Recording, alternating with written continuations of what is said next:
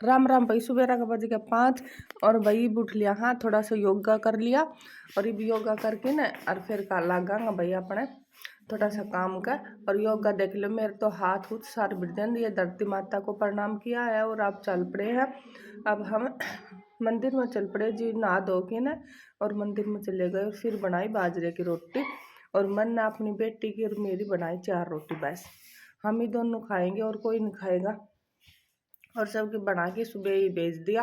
अब बाजरा की रोटी बनाने के बाद में इतनी धुआं मेरी आंखों में बढ़ गई, इतनी धुआं मेरी आंखों में बढ़ गई कि घूंघट काट के जब रोटी बनानी पड़ी। इतनी धुआं थी क्योंकि है ना ये छोटी।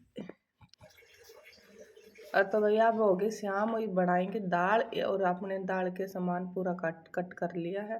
अब हम दाल बनाएंगे क्योंकि आज है मंगलवार, बेटे का फास्ट है तो इसलिए दाल बनाएंगे।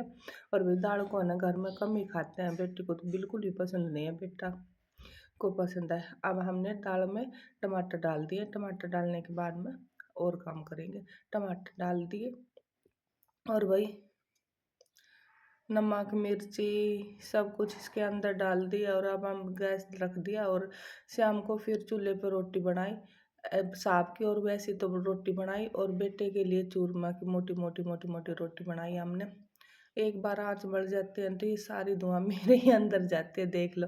अब अपने बेटे के लिए हमने चूरमा मोड़ दिया।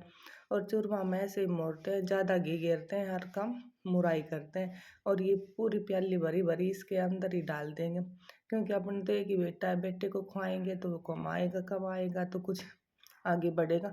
तो भैया मैंने बेटे के लिए चूरमा बना दिया क्योंकि हमने तो अब छिक लिए चूरमा खा खा के, इसलिए हमने बेटे के लिए बनाया और बेटी के लिए बनाया बस, और किसी के लिए नहीं बनाया। और एक आंटी आ गई थी, उनके लिए बनाया, उनको दे दिया, पर उनको आना रील में नहीं दिखाया। वो आंटी चूरमा और दाल खा के गई थी और एक कटोरी यहीं रख दी कि बेटे